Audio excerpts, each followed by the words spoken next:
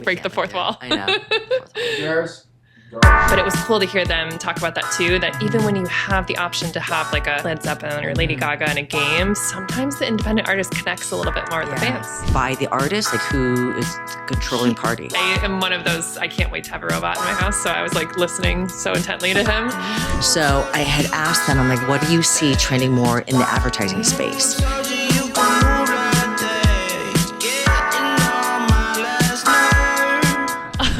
All right. We're here, Elaine, South by Day 2. Day 2. How's it been? It's been great. You know, I didn't start as early as you did. You did an 8 a.m. Jaron, right? Yep. 8 a.m. showcase for me. How was that and where was it? It was amazing. It was the best way to wake up, to be honest. We had breakfast tacos, so you can kind of throw those down immediately. And then it was at a beer garden, and it was smooth jazz music with Jaron. So you've seen his sets. He can get a little wild and crazy. Yeah. It was very relaxing and toned down for an 8 a.m. show. Okay. So, but still just like a great way to wake up. It was really nice. It was packed. So I was really impressed. All those people got up that early. Or they were there from the night before. That is true. There could have been some stragglers for sure.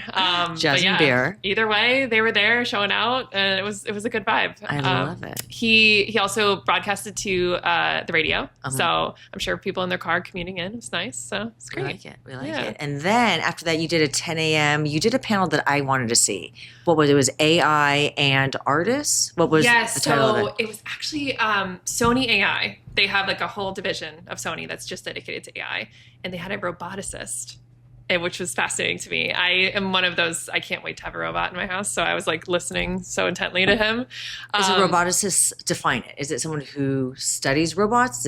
I think he's like working on developing them and all the inner workings of them, and they're going to probably make their own Sony robot, I would imagine. I believe it. There's going to be figure ones everywhere. I'm feeling it. Yeah, so he was amazing, and he basically talked about a lot of the ethics behind AI. So a lot of it was about creators and artists and creatives and what AI means for them. Mm-hmm. And he was trying to debunk the idea that it has to be like this contentious relationship. Mm-hmm. So he spent a lot of time focusing on the map of where AI comes in throughout a creative process. And he was saying a huge part of the issue is that creatives come in at the very end. So AI will chop up what they've been working on and ruin it and make you feel like they're stealing it and taking it. And he's like, really, if we can get creatives to adopt AI and artists to adopt it and be part of it, they can be part of that creative process at the beginning. Yeah. And then it becomes a tool for them rather than a replacement or anything like that.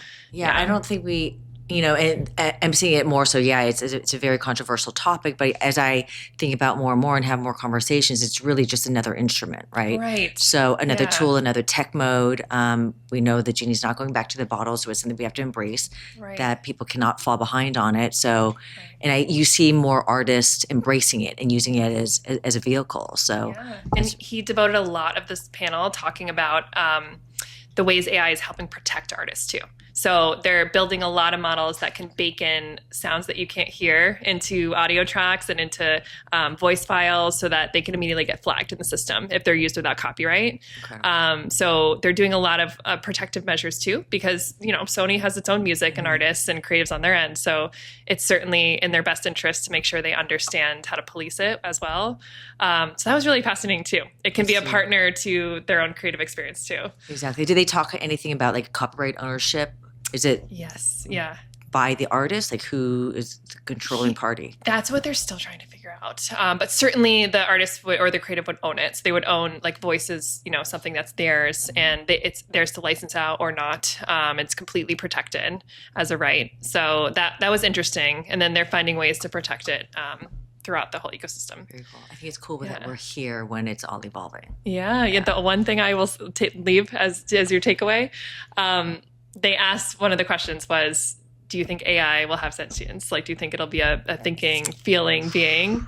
He completely avoided the question. He wouldn't answer it. Right. So he said, I'm just going to pivot and talk about something else. So that was a little spooky. That's spooky and interesting because we can program anything. Yeah. So yeah. So can we program emotional intelligence? Right. So from the roboticist himself, we'll see what happens. But what about you? How was your morning and afternoon? It was amazing. I did not attend that panel because I went to a 10 o'clock panel on music in advertising, and that was a fantastic conversation. And there's certain things that we find trending in film, like, or trailers and promos. It's like they want trailerizations, they want a recognizable song, they want a new take, a cover on a recognizable song and have that trailerized. So I had asked them, I'm like, what do you see trending more in the advertising space?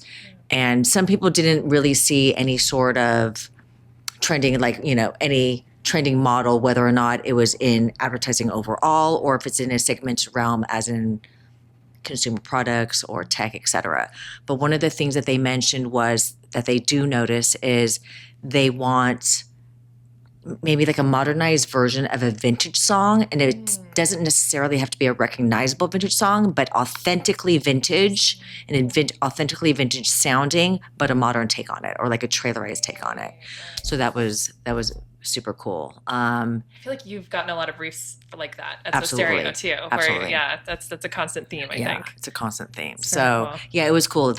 We would have a discussion about the creative process, how there's so many cooks in the kitchen and, the whole licensing process, all of that. And then at the end of, whatever their discussion was, and they aired the final product, which was super cool. That's really Yeah. cool. That's awesome. So, and Yeah, go ahead. no, and then I was going to say, then we saw Jaron again. You saw him again. Yeah, can't get enough. Can't get enough of Jaron. We love Jaron Marshall of the Black Pumas, SoStereo.com, at Mohawk. Mohawk. Yeah. That was what's cool about his sets that they're completely different vibes based on the venue. He really kind of chameleons in and out of where he is. And so Mohawk, I got there, I had to kind of like fight through the crowd. There was a line all the way around the block. I had to like throw some elbows in there and knock on the door and sneak in.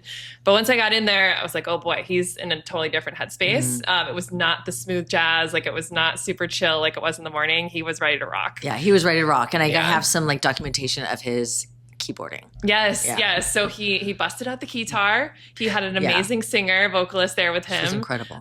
Packed out the whole place, as I was saying. They all filed in, and then we had kind of the atrium style. So it was just really cool. It was a little sunny, so I got my sunscreen on. But other than that, it was awesome. Yeah, it was a little sunny, but thank goodness for the refreshing popsicles. Yeah, that is true. More Showcase Chef popsicles, I think. That was a good move. Agreed. Yeah. And then we just saw together at the panel on music and gaming. Yeah. Right? Yeah, fascinating. Super fascinating. Yeah, so we had it was a great panel. I thought it was a nice mix of folks there. They had PlayStation, EA games, and Riot games. Exactly. And so we saw all their different perspectives. Interesting, they came at it from kind of like different headspaces, but then there were some commonalities too. I thought one of the big themes I noticed was their draw toward independent artists, which, I mean, we talk about that all the time with SoStereo. But it was cool to hear them talk about that too, that even when you have the option to have like a Led Zeppelin or Lady Gaga in a game, sometimes the independent artist connects a little bit more with the fans. Exactly. Yeah, and it's also great because they know not a Led Zeppelin or something recognizable. It doesn't necessarily mean it's going to correlate to the timing of a video game. Right. It's really about the essence and the feeling that it emotes. Yeah. But we did sort of hear, not necessarily recognizable, but they do sometimes prefer an artist that has buzz around them, right? Yes. Yeah. So that seemed to be a topic. Exactly. Like breaking an artist through a game. There's nothing cooler because the gamers have great taste, obviously. And they're there listening to the music intently. And so if they hear something good, they're going to make it take off, which is really cool. And what was super cool is they mentioned like through the soundtracks, or everyone's Shazamming these days. So they were saying that an indie artist will have a follower of 1 and then go to 1 million, and we've seen that, It was cool to hear that stat about female gamers, though. Yeah, I know. 40%. 40% of PlayStation gamers are female. That's really cool. It kind of blew me away. And it's like they were saying that you need to think about that when you're picking the music, too, that it's not just this like macho soundtrack anymore. It's like you got to keep your audience in mind. Yeah. It's cool. Absolutely. Yeah. So, we had a great day, too. And I also saw a discussion between 2 incredible legendary artists. Tom Morello was interviewing John Fogerty. So that was pretty incredible. And it kind of reminds us why we're in music to begin with. Yeah. The real OGs. That's amazing. Real OGs, yeah. That's awesome. Cool. So cool. All right. Well, we have a pack night tonight, and then we'll be here tomorrow to talk about it. I'm excited. Good.